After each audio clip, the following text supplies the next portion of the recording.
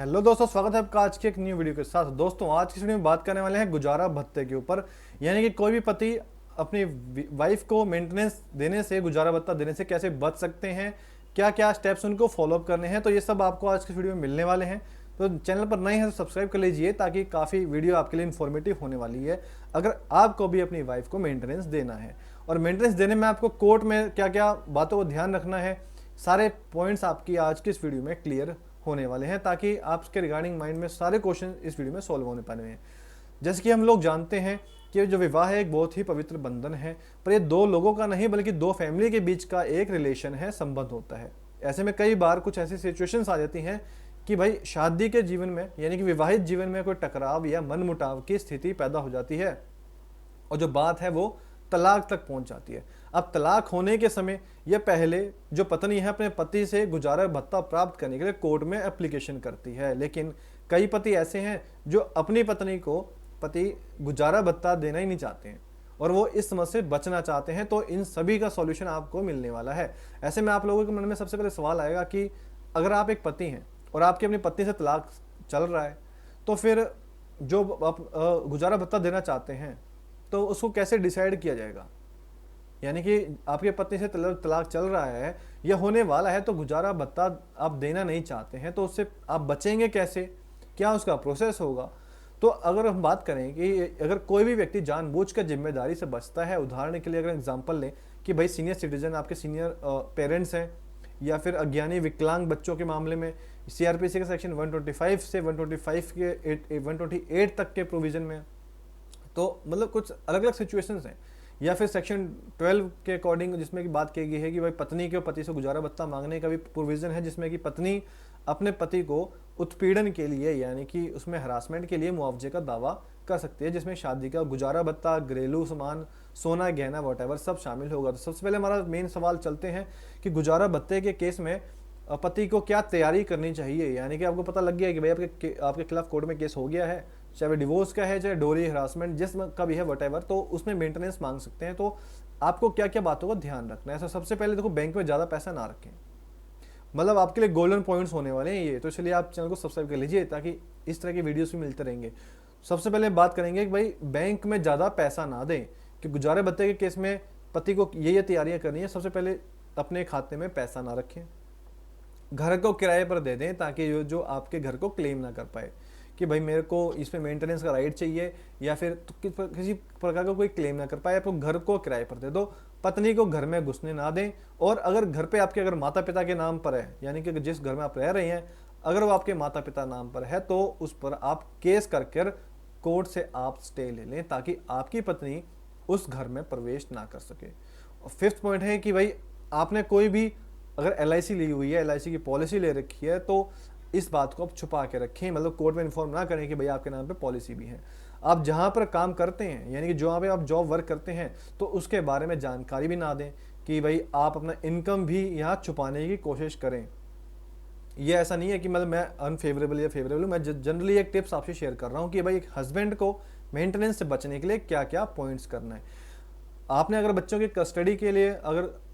आपकी वाइफ के नाम पर है, यानी कि अगर बच्चों की कस्टडी अपनी पत्नी के पास है, तो आप बच्चों के लिए कोर्ट में कस्टडी का मुकदमा दर्ज करवा सकते हैं। और आपकी पत्नी कहीं पर अगर काम करती हैं, कहीं पर जॉब कर रही हैं और उससे वो पैसा कमा रही हैं, तो उसके बारे में आप सबूत इकट्ठा करें, क्योंकि जब कोर्ट में आपसे एफिडेविट मांगा जाएगा इनकम एसेट्स एक्सपेंडिचर्स का, तो आपको वाइफ का भी कोर्ट में प्रेजेंट करना पड़ेगा। तो उसमें आप सबूत इकट्ठा करते रहें कि भाई वाइफ आपकी कहाँ पे जॉब करती है, कितना अर्न करती है, कहाँ से करती है। अगला मेन सवाल इसमें उठता है कि गुजारा भत्ता केस से कैसे बचें।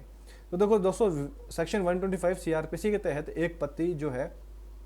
अपनी पत्नी को गुजारा भत्ता उसको देना पड़ेगा। उसके मुताबिक जो है वो पति को अपनी पत्नी का गुजारा भत्ता देना ही पड़ेगा। लेकिन इस धारा से बचने के लिए आपको कोर्ट में एक हेल्पलेस, असहाय या बिल्कुल बेचारा बनना पड़ेगा। आपको अपने आपको प्रेजेंट करना पड़ेगा, भैया आप बिल्कुल बेचारा हैं, आपके पास कोई इनकम सोर्स नहीं है, और आपके वकील को इस बात को साबित करना होगा, तभी जाकर आप जो है इस धारा से बच पाएंगे। और अपने पत्नी को,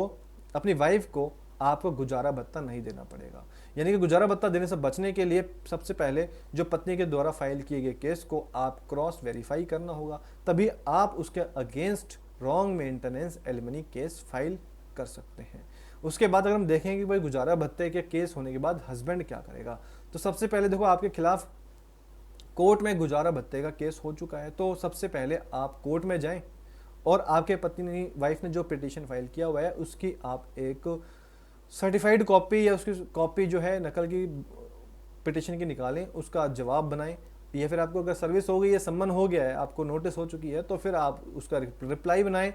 लेकिन हाँ, रिप्लाई बनाने में जल्दबाजी ना करें, क्योंकि आपको point wise point two point उसका रिप्लाई देना है जो भी पिटीशन आपकी वाइफ ने की है मेंटेनेंस के लिए। तो सबसे पहले आप देख लें कि आपकी पत्नी ने कोर्ट में आपके खिलाफ कौन कौन सी बातें रखी हैं और उसके अकॉर्डिंग ही आप अपना जवाब कोर्ट में बनाएं। दूसरा मेन पॉइंट है कि कोर्ट में आपके जो पत्नी ने जो पिटीशन डाला है उसके हर पॉइंट को आप बिल्कुल ध्यानपूर्वक केयरफुली पढ़ें। जैसे पत्नी में यहाँ पर आपकी कमाई और घरेलू हिंसा के बारे में अगर आप कोई जानकारी दी है तो आप उसके बारे में भी ध्यानपूर्वक देखेंगे, और उसके जिस तारीख और साल का एक्सप्लेनेशन किया गया है उसके साथ घरेलू हिंसा हुई है एक्चुअल में या नहीं हुई है, वो तारीख बिल्कुल सही है या गलत है। अगर गलत है तो वहाँ पर मतलब आप इस बात का मेंशन करेंगे कि भाई वाइफ ने जो भी प्रेजेंट फैक्ट्स मेंशन किए हैं वो पूरी तरीके से गलत है। नेक्स्ट इंपॉर्टेंट पॉइंट है कि अगर कोर्ट में पत्नी अपने आप को कमजोर या बेसहारा प्रेजेंट करने की कोशिश करती है तो आप अपने वकील के साथ वकील की हेल्प से कोर्ट में इस बात को पूछ सकते हैं कि आपकी वाइफ किस कारण से कमजोर और हेल्पलेस है, और अगर इतनी ही बेसहारा है तो अपने पति के साथ घर ही क्यों नहीं आ जाती। मतलब इस प्रकार के सवाल आप कोर्ट में जरूर पूछें। और ऐसे क्वेश्चंस को पूछने के लिए बेसिकली कोर्ट में अगर आपकी वाइफ बोलती है कि भाई मेरे पास कमाई का कोई साधन नहीं है, तो आप अपने पति को एजुकेशन सर्टिफिकेट या उसका कोई कंप्यूटर कोर्स किया हो उसका सर्टिफिकेट कोर्ट में प्रेजेंट करें कि भाई आप कमा तो सकते हो, आप कमा नहीं रहे हो, दैट्स अ डिफरेंट थिंग कि भाई आप मेंटेनेंस के लिए एक हस्बैंड को टॉर्चर कर रहे हो, लेकिन सब डॉक्यूमेंट्स यूनिवर्सिटी और सब कुछ होते हुए आप हमें टॉर्चर कर रहे हो। नेक्स्ट इंपॉर्टेंट पॉइंट है कि अगर आपकी वाइफ जो है कोर्ट में कोई झूठा प्रूफ पेश करती है तो आप अपनी पत्नी के खिलाफ आईपीसी के सेक्शन 340 में परजरी का केस फाइल कर सकते हैं कि जिसको आपको अपना केस जीतने में मदद मिलेगी। नेक्स्ट इंपॉर्टेंट पॉइंट है कि भाई कोर्ट के अंदर अपने आप को आप एक साधारण व्यक्ति के तौर पर पेश करेंगे और किसी व्यक्ति प्रकार का कोई दिखावा नहीं करेंगे कि भाई आप जो एकदम टॉप बिल्कुल एक स्टैंडर्ड पर्सन की तरह ना दें, बिल्कुल एक ordinary person. Next important point है कि अगर आपने कभी भी महंगे कपड़े या घड़ी पहनकर कोर्ट में ना जाए, क्योंकि इससे आपका मतलब ना महंगा फ़ोन रखें, क्योंकि वो अगर कोर्ट में ही अगर आप बात कर रहे हैं कि मेंटेनेंस कम करने की, वहीं आपकी वाइफ बोल देगी जनाब आप इनके फ़ोन में जेब में फ़ोन देखिए कौन सा रखा हुआ है, और बात करते हैं कि भाई मेंटेनेंस नहीं दे सकते। तो कोर्ट में हमेशा उतनी ही बातों का जवाब दें जितना आपसे पूछा गया है। आप हमेशा अपने वकीलों को ही बोलने दें, क्योंकि अगर आप सभी बातों का जवाब खुद देंगे तो जज साहब आपसे कई प्रकार के सवाल भी पूछेंगे। इसीलिए जितना आपको कहा जाए आपको उतना जवाब देना है, कि अगर आपने एक जवाब भी दे दिया तो जज साहब जो है वकील को सेट करके आपसे सवाल पूछना शुरू कर देंगे, वहीं जो केस आपका प्रेजेंट किया होगा वकील ने वो सब बिगड़ सकता है। जब आपका वकील कोर्ट में गुजारा भत्ते के केस पर बहस करेगा यानी कि आर्गुमेंट करेंगे, तो आप अपने वकील से तुरंत कह दें कि भाई गुजारा भत्ता देने की जो प्रोसेस पर ऑब्जेक्शन दर्ज करेगा, और कोर्ट को बता दें कि वह अपनी पत्नी को बिना काम किए बैठे बिठाए पैसे क्यों देगा। अगला मेन पॉइंट है कि भाई आप कोर्ट के अंदर अपनी वाइफ के कभी भी आप कैरेक्टरलेस साबित करने की भरभक कोशिश करें कि अगर ऐसा कुछ है तो कोर्ट में आप उसकी ऑडियो वीडियो जैसे प्रूफ भी प्रेजेंट जरूर करें, या फिर कोई हो सके तो कोई डॉक्यूमेंट्स उसके अगेंस्ट में हो, ताकि ये हो जाए प्रूफ कि भाई वो कैरेक्टरलेस हो सकती है। नेक्स्ट पॉइंट है कि आपने अपनी पत्नी के अगेंस्ट उसके खिलाफ आप कोर्ट में कोई ऐसा डॉक्यूमेंट्स रखें जिससे कि आपकी बात ये साबित हो जाए कि आपकी जो पत्नी है सबसे ज़्यादातर मायके में रहती है और वहाँ से उसका इन्वॉल्वमेंट है, और उसी के कहने पर ये जो है सब प्रोसीडिंग्स की जा रही है हस्बैंड के अगेंस्ट में। अगला मेन पॉइंट है कि आपने अगर अपनी पत्नी को ज़्यादा शॉपिंग करवाई है तो उसके शॉपिंग करने के बिल को आप अपने पास संभाल कर रखेंगे। इसके अलावा अगर आपने उसका कोई भी किसी भी बीमारी में भी इलाज करवाया है, यानी कि कोई ऐसा डिजीज हुआ था, कोई इलनेस हुई थी,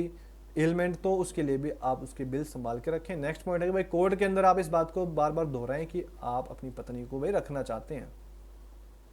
ताकि कोर्ट को ये लगे कि भाई जो वाइफ है वो अपनी मर्जी से गई हुई है और हस्बैंड ने उसको किसी भी रीज़न से घर से नहीं निकाला है और ना ऐसा करने पर मजबूर किया गया है। आपकी पत्नी ने अगर आपके ऊपर गुजारा भत्ते का केस कर दिया है तो आप अपने माता पिता को यानी कि पेरेंट्स को साथ दूसरा मेंटेनेंस का केस अपने ऊपर कराने के लिए कह सकते हो, यानी कि हस्बैंड जो आपके मदर फादर होंगे, पेरेंट्स होंगे, उनको आप सीनियर सिटीजन क्लेम ट्राइब्यूनल में कहिए कि आप ना अपने सन के अगेंस्ट में ही केस कीजिए मेंटेनेंस का, ताकि मेंटेनेंस फिर डिवाइड हो जाएगा कि भाई वहाँ पे उन्होंने फादर पेरेंट्स भी क्लेम कर रहे हैं या वाइफ क्लेम कर रही है, तो भाई कोर्ट को डिसाइड करना पड़ेगा अप्रोप्रिएट कि भाई कैसे डिसाइड किया जाए। या फिर अगर बात करें कि अगर आपके ऊपर आपकी पत्नी ने घरेलू हिंसा का डोमेस्टिक वायलेंस का केस किया हुआ है, तो आप अपनी बीवी के ऊपर अपनी माँ और बहन के द्वारा घरेलू हिंसा का केस दर्ज करवा दें। वहीं अगर गुजारा भत्ता के जो केस में अगर आखिरी जो बहस होगी, यानी कि लास्ट जो फाइनल आर्गूमेंट जब आएगा कोर्ट में, तो उसे आप जल्द से जल्द करवाने की कोशिश करें, क्योंकि अगर उसमें कोई देरी रही तो इसमें नुकसान आपका ही होगा। और इसमें अगर मान लें कि अगर कोर्ट आपको कोई भी गुजारा भत्ता या मेंटेनेंस के लिए ऑर्डर जारी कर देता है, तो आप उसे इस डायरेक्शन से घबराएं नहीं, बल्कि आप हाई कोर्ट और या सेशन कोर्ट के पास स्टे के लिए अपील या रिवीजन पर जाएं, और शायद आपका खर्चा भी कम हो जाए। तो इसीलिए कभी आपका ऑर्डर अगर हो भी गया तो आपको घबराने की जरूरत नहीं है, क्योंकि आपके पास आगे फर्दर रेमेडी अवेलेबल है। लेकिन किसी भी हाल में आप फिर से एक बात ध्यान रखें कि जल्दबाजी में समझौता करके अपनी पत्नी के साथ करने के लिए तैयार ना हो। मतलब किसी भी हाल में आप जल्दबाजी में ये ना हो जाए कि आप एकदम से तैयार हो गए, भाई मैं ठीक में समझौते के लिए तैयार हूँ, जो मेंटेनेंस बनता है मैं देने को तैयार हूँ, बिल्कुल ना करें। उसकी कोई शर्तें माने भी नहीं आप, क्योंकि आपको शुरुआती में थोड़ी दिक्कत होगी, परेशानी होगी, लेकिन लास्ट में आपकी पत्नी को काफ़ी दिक्कत और परेशानी आएगी इसी की वजह से, क्योंकि जब आपका समझौता नहीं होगा। तो लास्ट में अगर मेन इंपॉर्टेंट बात करें कि आप कभी भी अपनी वाइफ के सामने ऐसे महसूस ना होने दें कि आप मेंटली या फील कर रहे हैं, अपने आप को प्रेशर फील कर रहे हैं। आप बिल्कुल ऐसे प्रेजेंट करें कि भाई आपको कोई टेंशन नहीं है, होने दो, केस देखा जाएगा। तो इस केस में क्या होगा, जब आपकी वाइफ को लगेगा भाई हस्बैंड को कोई फर्क तो पड़ ही नहीं रहा है इस चीज़ से, तो अपने आप ही केस को वापस ले सकती हैं। या फिर मतलब आपको एक तरह से ना अपने आप को रिलैक्स प्रेजेंट करना है कि भाई एकदम रिलैक्स है और आपको कोई टेंशन नहीं है, चिंता नहीं है, तनाव नहीं है, होने तो जो हो रहा है। लास्ट इंपॉर्टेंट बात यह है सबको ध्यान रखने वाली कि भाई आपके लिए सबसे जरूरी बात यह है कि आप इसके लिए किसी भी एक्सपर्ट या एक्सपीरियंस्ड और अच्छे वकील साहब को ही अपॉइंट करें, क्योंकि जिसको एक्सपीरियंस होगा, और आप सस्ते के चक्कर में ना पड़ें, क्योंकि सस्ते वकील साहब के चक्कर में आप आ गए तो आपके वकील ने आपको गुजारा भत्ता तो क्या करना है, लेकिन एक इम्पॉर्टेंट फाइन भी दिलवा सकते हैं। क्योंकि अगर आपके वकील ने अगर आपको गुजारे भत्ते से ही अगर बचा लिया ना, तो समझ जाइए कि अगर एक महीने के हिसाब से अगर आपको 20,000 मेंटेनेंस हो गया और आपको 1-2 साल तक पे करना पड़ गया, तो आपको 50,000 तो वहीं चला गया, इससे ज़्यादा तो आपकी फीस भी नहीं होगी। तो इसीलिए अपना वकील एक अच्छे से चुनिए, सब इम्पॉर्टेंट फैक्ट्स मेंशन कीजिए, जो एक्सपर्टीज लॉयर हो, जो बिफोर द जजेस चलता हो, फैमिली लॉयर हो, स्पेशलिस्ट हो, उसको आप अपॉइंट कीजिए और अपना पैसा भी बचाइए। और इसलिए हमेशा एक्सपीरियंस्ड और एक्सपर्ट वकील को ही इस केस में हायर करें। तो दोस्तों, यह था जनरल वीडियो कि भाई अगर आपका भी तलाक के केस में या किसी भी केस में मेंटेनेंस के रिगार्डिंग अगर केस फाइल किया गया है, तो एक हस्बैंड है, कोर्ट में कैसे बच सकते हैं किसी भी इस केस में, क्या क्या उनको पॉइंट्स को ध्यान रखना है। दोस्तों, वीडियो इन्फॉर्मेटिव थोड़ी लगी है तो प्लीज़ चैनल को सब्सक्राइब कर लीजिए। थोड़ी लेंथी जरूर हो गई है, लेकिन इन्फॉर्मेटिव है, क्योंकि देखो दोस्तों, कंटेंट इतना होता है कि आपसे हर कुछ शेयर किया जाए, तो इसीलिए वीडियो लेंथी हो जाती है, लेकिन कभी कभार है। लेकिन चैनल पर बने रहिए, वीडियो को लाइक और शेयर कीजिए। मिलते हैं जल्दी आपको एक न्यू टॉपिक के साथ।